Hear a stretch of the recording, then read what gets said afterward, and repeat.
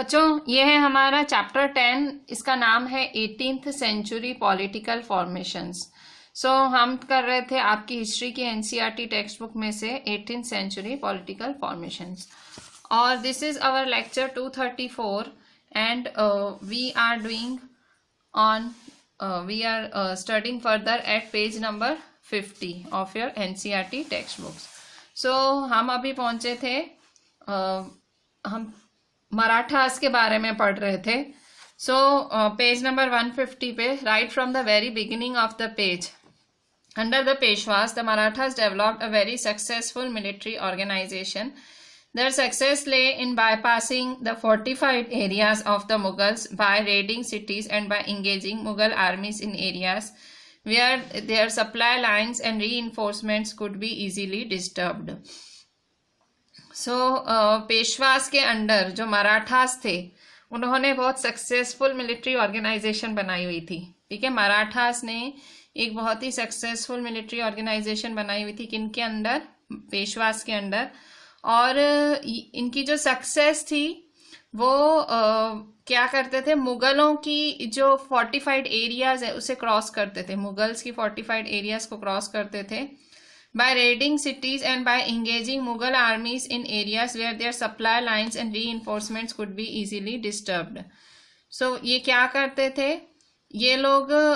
मुगल आर्मीज को इन लोगों ने क्या किया, इन मराठास ने वो मतलब क्या करते थे, मुगलों को हैरान करते थे। उनकी सिटीज को रेड करते थे, अचानक से जाके सिटीज में रेड डाल देते थे। जो मुगल आर्मीज हैं उनको इंगेज करते थे वेयर देयर सप्लाई लाइंस, मतलब उनको हर जगह हैरान करते थे। ठीक है, मतलब जहां जैसे डिस्टर्ब हो पाए। री इन्फोर्समेंट मतलब उनकी आर्मी के सोल्जर्स, जब आर्मी में सोल्जर्स डालना, मतलब ये हर चीज में उनको परेशान करते थे। ठीक है, between 1720 and 1761 the Maratha umpire expanded. अब 1720 से 1761 के बीच क्या हुआ, मराठा अंपायर एक्सपांड हो रहा था। मतलब मराठास क्या कर रहे थे, मुगल आर्मी को अब परेशान कर रहे थे। ठीक है, 1720 से 1761 तक मराठा अंपायर एक्सपांड होना चालू हुआ। It gradually chipped away at the authority of the Mughal umpire.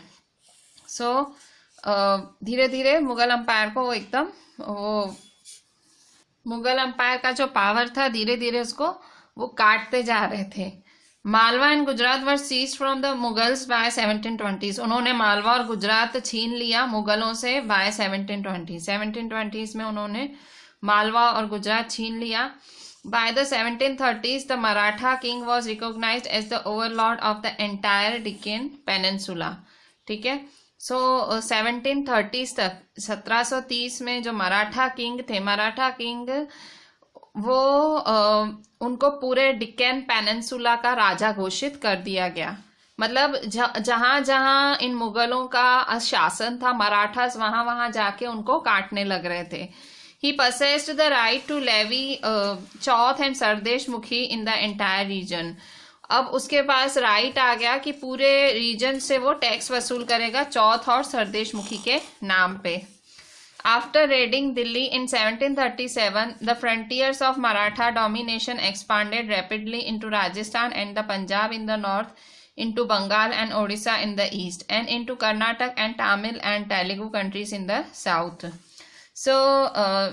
उन्होंने दिल्ली पे रेड डाली। ठीक है, दिल्ली पे रेड डाली कब? 1737 पे। रेड डालना मतलब एक तरह से घुस गए दिल्ली में। 1737 में वो घुस गए। The frontiers of Maratha domination expanded rapidly.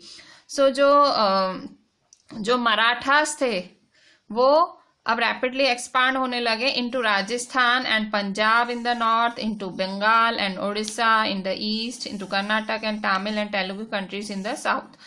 Marathas, the frontiers of Maratha, धीरे धीरे वो अपनी सीमाएं बढ़ाते चले गए। ठीक है, मराठा सीमाएं बढ़ाते चले गए अपनी। कहाँ कहाँ? राजस्थान में, पंजाब, नॉर्थ में पंजाब है, बंगाल में, उड़ीसा, ईस्ट में उड़ीसा है, कर्नाटक है, तमिल है, तेलुगु कंट्री साउथ में है। These were not formally included in the Maratha umpire. ये सब पहले मराठा अंपायर में नहीं आता था, but were made to pay tribute as a way of accepting Maratha sovereignty. मतलब फॉर्मली ये जो सारी स्टेट्स थे ये सारे मराठा में नहीं आते थे, अगर बोला जाए कि मराठा के शासन में ये आते हो, पर ये एक तरह से मराठाज ने अपना जो पावर है वो दिखा दिया था इनकी सीमाएं हड़प करके. So expansion brought enormous resources but it came at a price. Marathas का जो पावर है आप देख सकते हो, इट एक्सपांडेड एनॉर्मसली, पर हर चीज की एक होती है कीमत. सो क्या कीमत चुकानी पड़ी मराठास को? These military campaigns also made other rulers hostile towards Marathas. अब ये मराठा जैसे भाई नई नई जगह लूटने, नई नई जगहों को हथियाने जाते थे और नई नई जगहों पे हमला करते थे, अपना करते थे, तो इससे क्या हुआ, मराठास के दुश्मन बढ़ते चले गए. ठीक है, जो सारे बाकी के रूलर्स थे वो हो गए मराठास के दुश्मन. So as a result, they were not inclined to support the Marathas during the third battle of Panipat in 1761. So इससे हुआ क्या, कोई भी मराठा को सपोर्ट नहीं कर रहा था जब थर्ड बैटल ऑफ पानीपत था 1761 में, क्योंकि मराठास जीतने पे उतरे थे, सब जगह वो जीत रहे थे, सबकी सरहदें जीत रहे थे, तो इससे रूलर्स को आ गया था उन पे गुस्सा, मराठास पे. सो उन रूलर्स ने, मतलब किसी भी रूलर ने मराठास को थर्ड बैटल ऑफ पानीपत जो कि हुई थी 1761 में, बिल्कुल भी उनका साथ नहीं दिया. Alongside endless military campaigns, the Marathas developed an effective administrative system as well. ठीक है, सो ऐसे मिलिट्री कैंपेन्स चलती रही. ठीक है, सो एंडलेस मिलिट्री कैंपेन्स चलती रही. द मराठास जो थे उन्होंने एक इफेक्टिव एडमिनिस्ट्रेटिव सिस्टम अपनाया. ठीक है, ऐसे मतलब एंडलेस मिलिट्री कैंपेन्स चलती रही, मराठास ने एक इफेक्टिव एडमिनिस्ट्रेटिव सिस्टम भी अपनाया. Once conquest had been completed and Maratha rule was secure, revenue demands were gradually introduced taking local conditions into account. So अब हुआ क्या, मतलब मिलिट्री कैंपेन्स के साथ साथ मराठास जो थे उनका एडमिनिस्ट्रेटिव सिस्टम भी बहुत जबरदस्त था, बहुत स्ट्रांग था. So once conquest had been completed and Maratha rule was secure, revenue demands were gradually introduce taking local conditions into account. So एक बारी जब मतलब सब जीत लिया उन लोगों ने और जो मराठा रूल था अब एकदम सिक्योर हो गया कि भाई अब मराठास को कोई हिला नहीं सकता. Revenue demands were gradually introduced taking local conditions, तो धीरे धीरे ये लोग रिवेन्यू भी बढ़ाने लगे. मतलब मराठास, मतलब मिलिट्री कैंपेन्स तो उनकी स्ट्रांग होए जा रही थी, पर साथ ही साथ उनके एडमिनिस्ट्रेटिव सिस्टम भी बहुत ज़्यादा इफेक्टिव था. और जैसे ही कॉन्क्वेस्ट खत्म हुआ मराठा रूल एकदम सिक्योर हो गया और रिवेन्यू डिमांड्स जो है उन्होंने इंट्रोड्यूस करी लोकल कंडीशंस को देखते देखते. So agriculture was encouraged and trade revived. So हुआ क्या, एग्रीकल्चर को और बढ़ावा मिला और जो ट्रेड थी उसे रिवाइव किया गया. ठीक है, सो agriculture was encouraged and trade revive. Trading मतलब भाई चीज़ें खरीदना बेचना वो सब. So this allowed Maratha chiefs, Sardars like Scindia of Gwalior, Gaikwad of Baroda, Bhonsle of Nagpur, the resources to raise powerful armies. So हुआ क्या, जो मराठा चीफ्स हैं जिन्हें सरदार्स भी कहा जाता था, जैसे कि Scindia of Gwalior, Gaekwad of Baroda and Bhonsle of Nagpur, तो ये लोग अभी अपनी आर्मीज भी बहुत ज्यादा बढ़ाने लगे. ठीक है, क्यों, क्योंकि एग्रीकल्चर को बढ़ावा मिल रहा था. एग्रीकल्चर मतलब ज्यादा से ज्यादा फसल उगना, ज्यादा से ज्यादा पैसा. एंड ट्रेड रिवाइव्ड, ट्रेडिंग भी बढ़ती जा रही थी. ठीक है, सो this allowed Maratha chief Sardars like Scindia of Gwalior, Gaikwad of Baroda and Bhonsle of Nagpur the resources to raise powerful armies. Maratha campaigns into Malwa in the 1720s did not challenge the growth and prosperity of the cities in the region. ठीक है, सो मराठा की जो campaigns थी, जो Maratha army थी जो campaign कर रही थी मालवा में, in the 1720s did not challenge the growth and prosperity of the cities in the region. तो जो मराठास थे वो मालवा में 1720 में जो जीतने के लिए गए थे वो मालवा, तो ये मराठास उसकी ग्रोथ और प्रॉस्पेरिटी रोकने नहीं गए थे, मतलब भाई उसकी ग्रोथ रोकने प्रॉस्पेरिटी रोकने नहीं गए थे। ये लोग गए थे जीतने, मतलब ऐसे नहीं जीता तो पूरा उस रीजन को बर्बाद कर दें, वो लोग उल्टा ग्रोथ होने देते थे रीजन की। सो मराठास ऐसे पॉजिटिव अप्रोच वाले थे, did not challenge the growth. Ujjain expanded under Scindias patronage and Indore under Holkars. So Scindia के अंडर, जो सिंधिया थे मराठा, जो सरदार मराठा चीफ सिंधिया थे, उनके अंडर उज्जैन बहुत ज़्यादा एक्सपांड हुआ। और होलकार के अंडर, जो ये भी एक मराठा चीफ थे, इनके अंडर इंदौर बहुत ज़्यादा डेवलप हुआ। By all accounts these cities were large and prosperous and function as important. So अगर आप देखो ये सारी जो सिटीज़ हैं जो मराठास के अंडर डेवलप हुई हैं, भाई उज्जैन है, इंदौर है, सो ये सारी सिटीज़ बहुत बड़ी सिटीज़ थी और प्रॉस्परस, मतलब कहते हैं ना फली फूली सिटीज़ थी, और ये फंक्शन करती थी as important. So page number 151 पे, so by all accounts this cities were large and prosperous and function as important commercial and cultural centres. So अगर आप सारे अकाउंट्स देखें तो ये सिटीज़ जो हैं वो लार्ज और प्रॉस्परस, मतलब बड़ी और प्रॉस्परस होती जा रही थी और इम्पॉर्टेंट कल्चरल और कमर्शियल सेंटर्स बनती जा रही थी। New trade routes emerge within the areas controlled by the Marathas. So जो जो एरियाज मराठास के अंडर थी, जैसे उज्जैन है, इंदौर है, सो वहाँ से नए नए ट्रेडिंग रूट्स भी डेवलप हो रहे थे। The silk produced in the Chanderi region now found a new outlet in Poona, the Maratha capital. So Chanderi region में जो सिल्क प्रोड्यूस होता था तो वो अब मराठा का कैपिटल पूना था। सो पूना में बेचा जाने लगा चंदेरी सिल्क, और चंदेरी रीजन में बना हुआ सिल्क अब पूना के मराठा जो कैपिटल था पूना, वहां बेचा जाने लगा। Burhanpur, which had earlier participated in the trade between Agra and Surat, now expanded its hinterland to include Pune and Nagpur in the south and Lucknow and Allahabad in the east. So Burhanpur था जो कि पहले आगरा और सूरत के बीच में trading में participate करता था, ठीक है। सो बुरहानपुर जो है which had earlier participated in the trade between Agra and Surat, now expanded its hinterland. So hinterland का मतलब क्या होता है? समुद्री तट। So Burhanpur which had earlier participated in the trade between Agra and Surat now expanded to include Poona and Nagpur in the south and Lucknow and Allahabad in the east. So जो बुरहानपुर था जिसने पहले पार्टिसिपेट किया था ट्रेड में आगरा और सूरत के, in the trade between Agra and Surat. So Burhanpur Agra और सूरत की ट्रेडिंग का एक सेंटर था। सो अब उसने बुरहानपुर ने अपनी जो सीमाएं हैं वो बढ़ा दी और बुरहानपुर में अब पूना नागपुर साउथ की तरफ थोड़ा ऐड हो रहा था और लखनऊ और Allahabad in the east. So इस तरह से Marathas were expanding their capital more and more, अपने सिटीज एक्सपांड कर रहे थे। सो मराठास के बारे में आपने क्या देखा? सो जस्ट एक बार ही देख लेते हैं।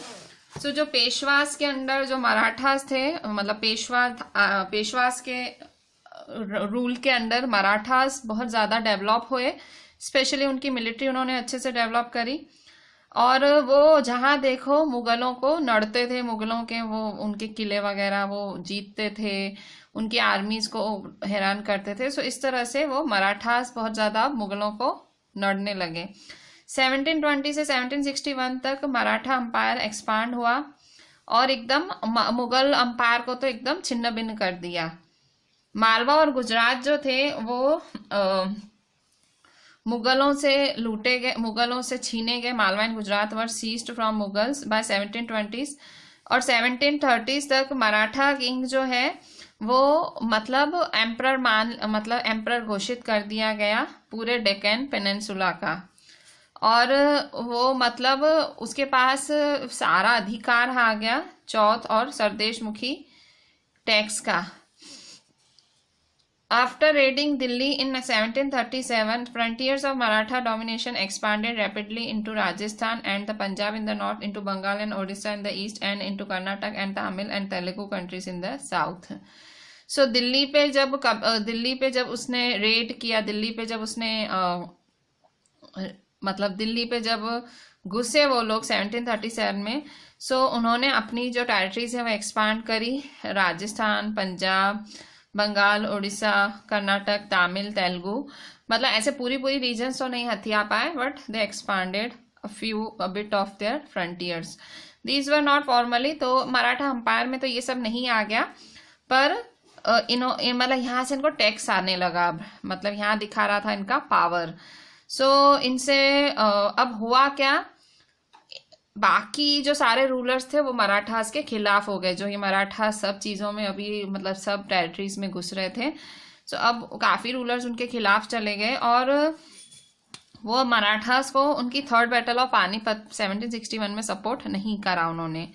सो इतनी ज़्यादा मिलिट्री कैंपेन्स की मराठास ने, तो मराठास का एडमिनिस्ट्रेटिव सिस्टम भी बहुत ज़बरदस्त था.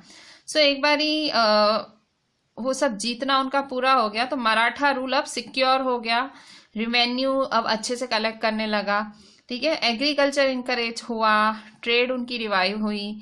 और इससे क्या हुआ, जो मराठा चीफ्स थे, सिंधिया, ग्वालियर के सिंधिया, बड़ौदा के गायकवाड़, नागपुर के भोसले, ये सब जो हैं अपनी आर्मीज मतलब अपनी आर्मीज बढ़ाते जा रहे थे. मराठा जो मालवा भी उन्होंने जीता, तो मालवा में भी जीत के बाद उन्होंने उनको हैरान नहीं किया, ठीक है, मतलब कोई भी रीजन वो जीतते थे, उस रीजन की वो लोग ग्रोथ नहीं रोकते थे, ठीक है. By all accounts these cities were large and prosperous and function as important commercial and cultural centres. So new trade routes emerge within the areas controlled by the Maratha. So नए नए trade routes emerge हुए. The silk produced in the Chanderi region was found a new outlet in Pune, the Maratha capital. Chanderi region में जो silk produce होने लगा, अब Maratha capital जो कि पूना है वहां बेचा जाने लगा. बुरहानपुर जो था जो ट्रेडिंग में पार्टिसिपेट करा था आगरा और सूरत के बीच, अब उसने अपना समुद्र तट एक्सपांड किया, पूना और नागपुर साउथ में, लखनऊ और इलाहाबाद ईस्ट में. अब द जाट्स के बारे में पढ़ेंगे. Like other states, the Jats consolidated their power during the late 17th and 18th centuries.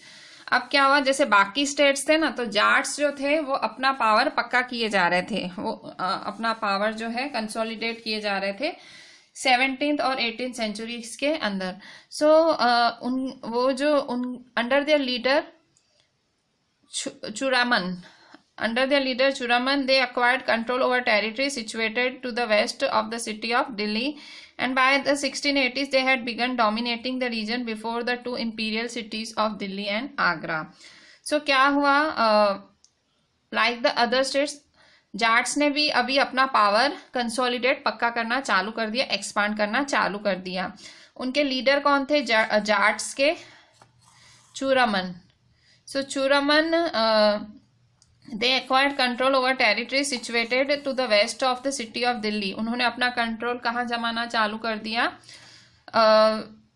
Delhi के वेस्ट में जो टेरिटरीज थी उन पे. And by the 1680s they had begun dominating the region between the two imperial cities of Delhi and Agra. और फिर ये दिल्ली और आगरा जो उस टाइम की इंपीरियल सिटीज थी, मतलब इंपीरियल का मतलब होता है जो बादशाहों के अंडर, जो एम्परर्स होते हैं ना, जो रूलर्स, उनके अंडर जो सिटीज होती हैं बड़े बड़े बादशाहों के अंडर. सो दिल्ली और आगरा वैसी सिटीज थी. सो उनके बीच में ये जाट्स ने अपना पावर फैलाना चालू किया. For a while they became the virtual custodians of the city of Agra. थोड़े टाइम तक तो जैसे आगरा उनके अंडर भी आ गई थी. The Jats were prosperous agriculturist. ये जाट्स कौन थे, जाट्स एक्चुअली जो अमीर एग्रीकल्चरिस्ट होते हैं, जो अमीर खेती करने वाले, वो थे. And towns like Panipat and Ballabhgarh became important trading centres in the areas dominated by them. So Panipat और बल्लभगढ़ जो है इम्पॉर्टेंट ट्रेडिंग सेंटर्स बन गए, जो मतलब इन मतलब जट्स की कौन सी एरिया थी, जाटों की एरिया थी पानीपत और बल्लभगढ़। सो ये जाट ये कंट्रोल्ड एरियाज थी, जाट कंट्रोल्ड एरियाज पानीपत और बल्लभगढ़। सो Panipat and Ballabgarh became important trading centers in the areas dominated by them. So जो एरियाज इनके अंडर थी, मतलब जो एरियाज इनके हाथ में थी, सो पानीपत और बल्लभगढ़ थी, और ये हो गया इम्पोर्टेंट ट्रेडिंग सेंटर। अब यहाँ से अच्छी खासी ट्रेडिंग होने लगी। Under Surajmal, Surajmal was a Jat Raja. Under Surajmal, the kingdom of Bharatpur emerged as a strong state. So Bharatpur राज्य जो था बहुत strong बन के उभरा। When Nadir Shah sacked Delhi in 1739, many of the city's notables took refuge there. So जब नादिर शाह ने दिल्ली पे अटैक किया था, कब्जा किया था 1739 में, सो वहाँ के जो बड़े बड़े जो सिटीज के जो उस शहर के जो बड़े बड़े आदमी थे या बड़े बड़े लोग थे, उन्होंने वहीं रिफ्यूजी करा था। कहाँ पे? भरतपुर में। His son Jawahir Shah had 30,000 troops of his own. Nadir Shah का बेटा था, उसके पास 30,000 ट्रूप्स थे, ठीक है, 30,000 जो मतलब सोल्जर आर्मी थी। And hired another 20,000 Maratha and 15,000 Sikh troops to fight Mughals. So मुगलों से लड़ने के लिए नादिर शाह के बेटे ने खुद की आर्मी लगाई, मराठास की आर्मी की भी मदद ली और सिखों की आर्मी की भी मदद ली। ऑलरेडी मुगल के खिलाफ ही थे, मराठास भी खिलाफ थे, सिख के भी खिलाफ थे। सो जब नादिर शाह ने अटैक किया दिल्ली पे, सो उन्होंने मराठा और सिख की भी मदद ली। While the Bharatpur fort was built in a fairly traditional style, at Dig the Jats built an elaborate garden palace combining styles seen at Amber and Agra.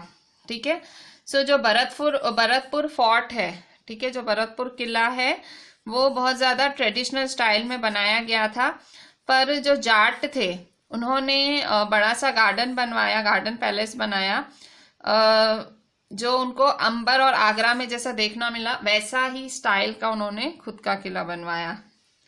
It's buildings were modelled on architectural forms first associated with royalty under Shahjahan. So उनकी जो building है एकदम शाहजहां, जिस तरह से शाहजहां की बनती थी बिल्डिंग्स, तो भरतपुर में कुछ वैसी ही बिल्डिंग बनाई गई थी, ठीक है। So this was all about 18th century political formations chapter, ठीक है। So एक बारी just we are going through the whole chapter in short, हम देखेंगे कि आखिर पूरे चैप्टर में हमने पढ़ा क्या। So a quick recap of the entire chapter. So this is 10th chapter 18th century political formations। जैसे ही चैप्टर चालू होता है दो मैप्स दिख गए हमें पेज नंबर 138 पे। सो 138 पे जब हमने मैप देखे, so this is the first map. तो ये था मैप मुगल अंपायर के टाइम का मैप था, और यहाँ आप ये डॉटेड देख रहे हो, ये मुगल अंपायर की सारी जो सीमा है, बॉर्डर है। फिर इसके बाद जब ब्रिटिशर्स आए तो ये दूसरा मैप तब का है, जो कि है पेज नंबर 139 पे, ठीक है। सो 139 पे यहाँ आप देख रहे हो, ये है ब्रिटिशर्स का मैप। अच्छा, अभी crisis of the empire and the later Mughals. So अभी अंपायर जो मुगल्स हैं उनके अभी प्रॉब्लम आने लगी, जो मुगल के अंपायर थे उन्हें प्रॉब्लम आने लगी। औरंगजेब लास्ट था भाई, जो अच्छे से जिसका शासन चला, उसके बाद जो भी मुगल्स है सबकी मतलब ज्यादा प्रॉब्लम उन्हें फेस करनी पड़ी। औरंगजेब ने सारी मिलिट्री खत्म कर दी थी, उसने डिक्कन में लड़ाई लड़ी थी बहुत लंबी, और उससे वो सारे उसने खजाने खाली कर दिए थे। सो उसके बाद फिर जो भी उसके सक्सेसर्स आए, जो भी उसके आगे, जो उसके बेटा, उसके परपोते या पोते जो भी आए, तो उसकी जो मतलब जो शहनशाहत थी, एम्परर, जो इम्पीरियल कहते हैं ना, इम्पीरियल एडमिनिस्ट्रेशन था, वो टूटता चला गया। So later Mughal to keep a check on there. So अब इवन उनका मनसबदार्स पे भी बहुत ज्यादा पकड़ नहीं रही। मनसबदार कौन थे? वो जो एडमिनिस्ट्रेशन संभालते थे बड़े बड़े एम्परर्स का। सो मनसबदार्स पे भी अब उनका कुछ हक नहीं रहा। Nobles appointed as governors often controlled the offices of revenue and military administration, diwani and faujdari as well. So वो जो सूबेदार अपॉइंट करे जाते थे जिनको हम गवर्नर कहते हैं, सो कंप्लीट रेवेन्यू और मिलिट्री वही लोग देखते थे। सो इस तरह से ये लोग पॉलिटिकल, इकोनॉमिक, मिलिट्री पावर सब इनको मिल जाता था सूबेदार्स को। सो गवर्नर्स जो हैं अपना पोजीशन पक्का करे जा रहे थे वहाँ पे, और धीरे धीरे जो मुगल थे उनका शासन गिरता जा रहा था। फिर किसान भी जो थे, किसान भी रिबेल कर रहे थे बीच बीच में। फिर जो उनके खुद के चीफ थे वो उनके खिलाफ हो जाते थे। मतलब मुगल गिरे क्यों? जो मुगल का पावर है वो गिरा क्यों? इतना स्ट्रांग जा रहा था, गिरा क्यों? सो मतलब औरंगजेब के बाद किसान उग्र हो रहे थे, उनके खुद के जो सूबेदार वगैरह थे उनकी नज़र थी राजा की कुर्सी पे, और सब लोग अपना पावर बढ़ाने में लगे हुए थे, तो मुगलों का पावर वीक होता जा रहा था। पेज 141 पे जो इन सब इकोनॉमिक और पॉलिटिकल क्राइसिस के बीच जो ईरान के रूलर थे जिनका नाम था नादिर शाह, उसने अटैक कर दिया दिल्ली को। सो 1739 में उसने अटैक किया और बहुत ज़्यादा पैसा लूट के चला गया। सो इसके बाद अफगान रूलर भी दिल्ली लूटने आ गया, अहमद शाह अब्दाली। सो उसने तो नॉर्थ इंडिया को 5 बारी जीत चुका था वो। सो इस तरह से मतलब अलग अलग रूलर्स जीतने आ गए थे। तो इस तरह से मतलब मुगल का पावर ऐसे डिक्लाइन हुए जा रहा था। इसके बाद बहुत ज़्यादा फिर ईरानी, तुरानी ये सब आ रहे थे। मुगल एम्परर्स थे वो अब एक पपेट्स ऐसे हो गए थे इन ग्रुप्स के बीच में। मतलब एक कहते हैं ना, कठपुतलियां बन के रह गए थे। और अब तो और बेइज्जती होनी बाकी थी, ह्यूमिलिएशन हुई। कैसे? जब फारूक सियार और आलमगीर II, ये 2 मुगल एम्परर्स, ये 2 मुगल बादशाहों को मार दिया गया, और बाकी 2 जो कि अहमद शाह हैं और शाह आलम II हैं, इन्हें अंधा बना दिया गया। अब नए नए स्टेट्स इमर्ज हुए। सो जो मुगल एम्परर्स का जो कम होता जा रहा था पावर, सो जो गवर्नर्स हैं, सूबेदार हैं, बड़े बड़े जमींदार हैं, वो अपनी अथॉरिटी पक्की करे जा रहे थे। सो 18th सेंचुरी में जो मुगल एम्पायर है वो फ्रैगमेंट हो गया, टूटता गया। और अगर आप बात करो, if you talk broadly, so broadly speaking the states can be divided into 3 overlapping groups. So 3 groups हुए। सो जो स्टेट्स थे, जो ओल्ड मुगल प्रोविंसेस थे, स्टेट्स हैं जो कि अभी ऐसे ही मुगलों के अंडर हैं पर इंडिपेंडेंट, उन्हें वतन जागीर्स। सो ये मोस्टली राजपूत स्टेट्स थे, मुगल और राजपूत की अच्छी बनती थी। तो लास्ट ग्रुप थे जो कि मराठा, सिख और जाट्स, वो बिल्कुल मुगल्स के हाथ में आते ही नहीं थे।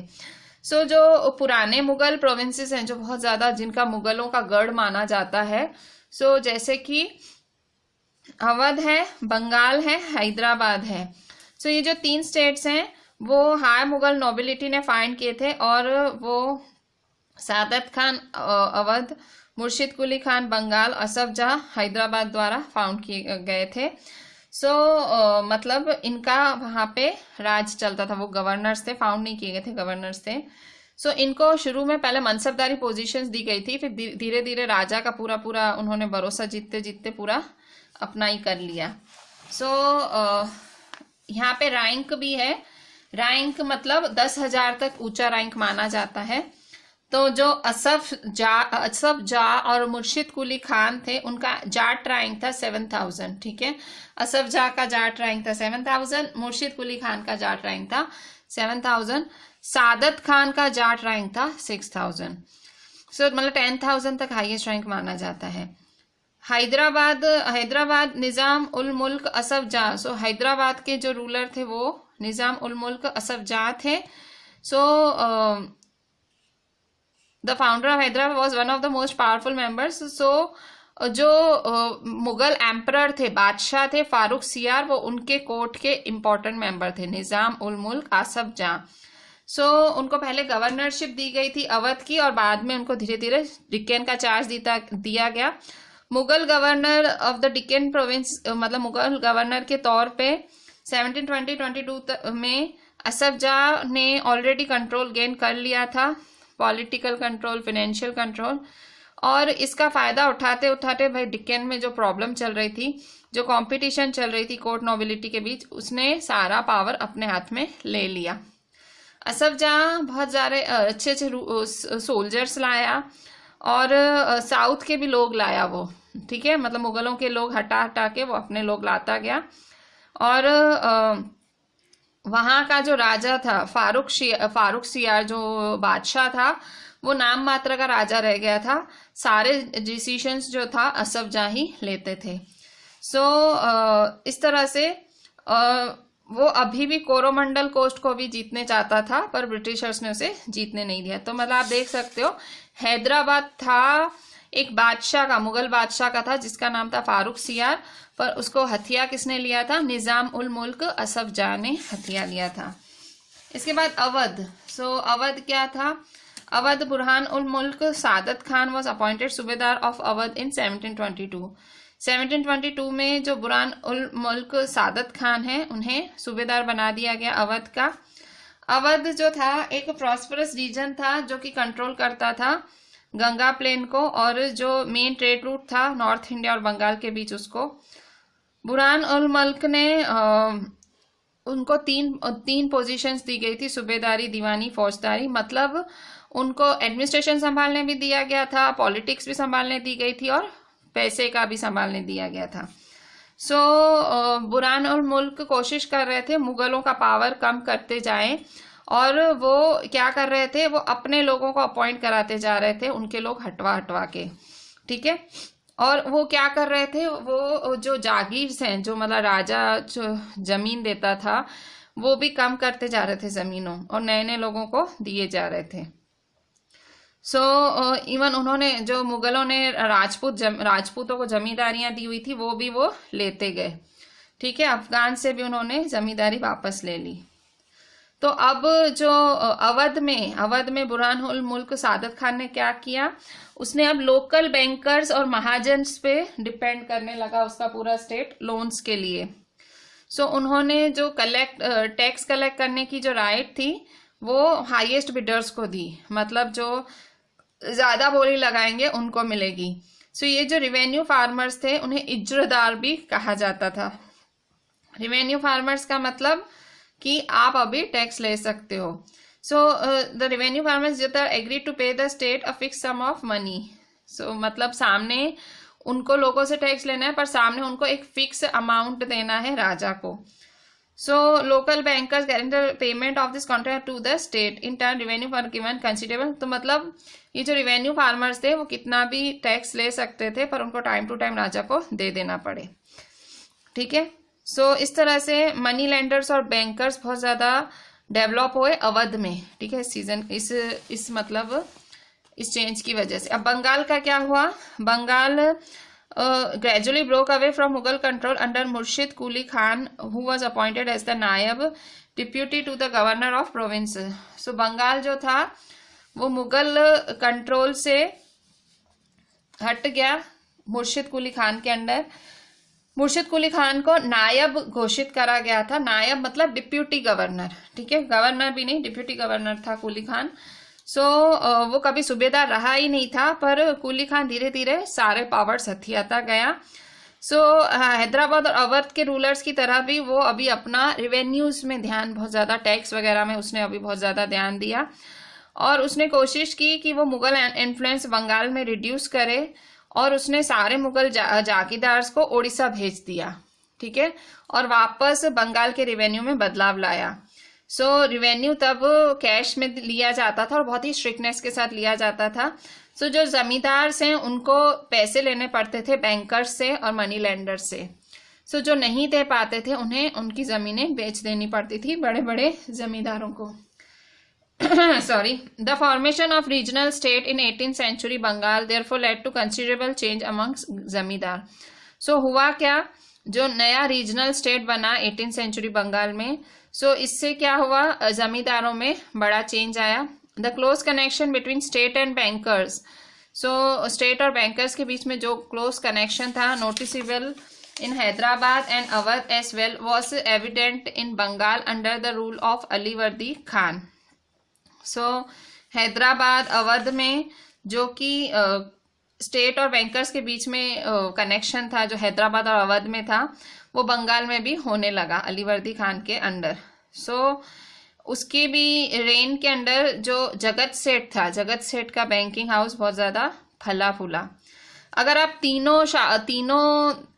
इन तीनों राज्यों का एक आप कॉमन फीचर्स देखो, अवध, हैदराबाद और बंगाल, इन तीनों के बीच का अगर आप कॉमन फीचर देखो तो आप देखोगे कि मुगल नोबल्स जो थे वो हमेशा अपने लोगों पे बहुत ज़्यादा सस्पिशियस होते थे. ठीक है. सो मतलब वो जो जागीरदारी सिस्टम था हमेशा उसको उस पे मतलब जागीरदारी सिस्टम उनको कम समझ आता था, उनको बहुत ज़्यादा विश्वास नहीं था. सेकंड, टैक्स कलेक्शन वो अलग तरह से ही करते थे, जैसे उनके राजा करते थे वो उससे अलग ही मेथड, तीनों ने वैसा ही किया. ठीक है. इजरदारी चालू की इन लोगों ने, जबकि इजरदारी मुगल एम्परर्स को पसंद नहीं थी. ठीक है.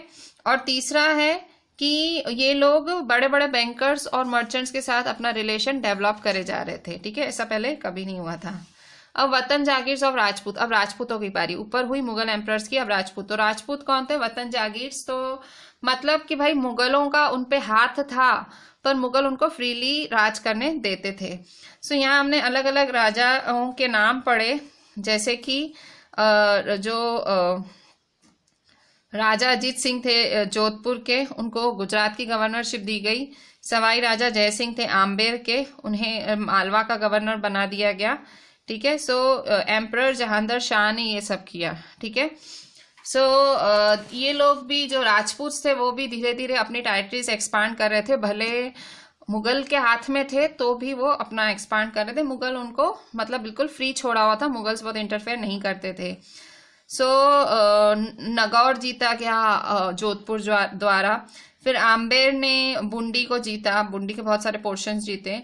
सवा Raja Jai Singh founded new capital at Jaipur, उन्होंने जयपुर पे अपना नया ही कैपिटल बना दिया.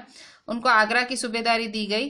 और जो राजस्थान में मराठा कैंपेन्स थी वो मतलब फिर मराठाओं ने राजस्थान में ने रोकना चालू किया. ठीक है. सो इसके बाद अब सिखों की बारी आई. अब हम सिखों के बारे में पढ़ेंगे. सिख्स, हमने राजपूत के पहले मुगलों के बारे में, फिर राजपूत के बारे में, अब सिख के बारे में पढ़ेंगे. सो सिख में आपने देखा कि सिखों में जब भी सिख की बात करी जाती है तो गुरु गोबिंद सिंह का नाम आता है.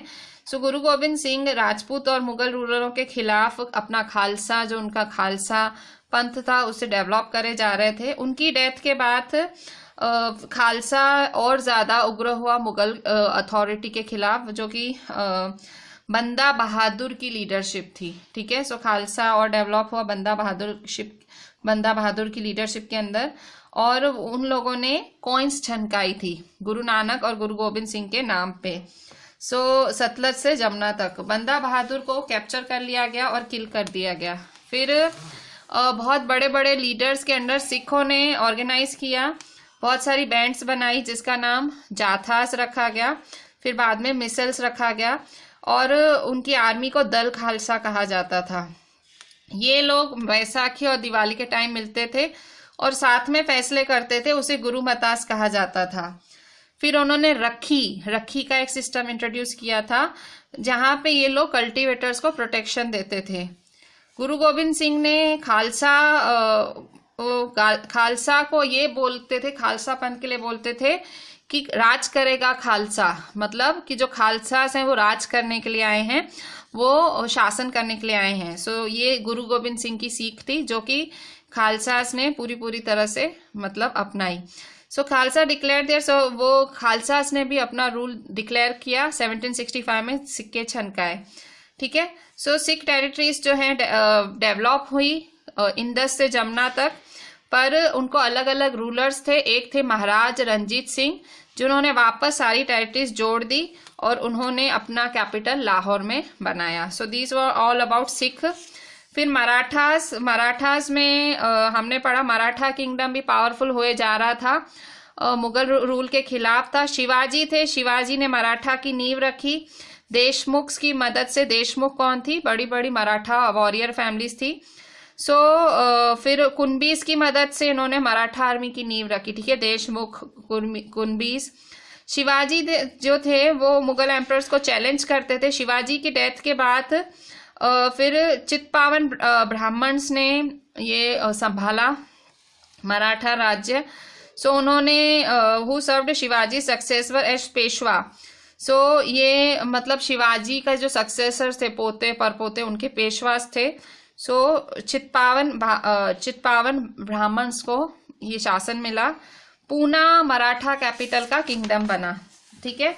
सो आज तो हमने पढ़ा मराठास के बारे में। सो आज अभी ही हमने पढ़ा था, हमने 2 बार रिवाइज भी किया। सो मराठास और उसके बाद जाट्स and फिर this is the completion of the chapter. So with this I am completing the entire chapter, and this is me, Rishika ma'am, requesting you to write the lines which I have discussed from page number 150 to page number 152. Write each and every point properly and read the entire chapter. This is really a very interesting chapter. हमारे देश में जो अलग अलग communities हैं, मतलब हर community famous है। आपने जाट्स, सिख, मराठास, मुगल सबके नाम सुने हैं। These all are really famous communities. Rajputs हैं। सो आपने इतना सारा इनके बारे में सुना है। Just read the entire thing properly, आपकी जो हिस्ट्री है और ज़्यादा डेवलप होगी and you will get more interested in history of our country. With this I am ending my today's lecture. Thank you, thanks a lot.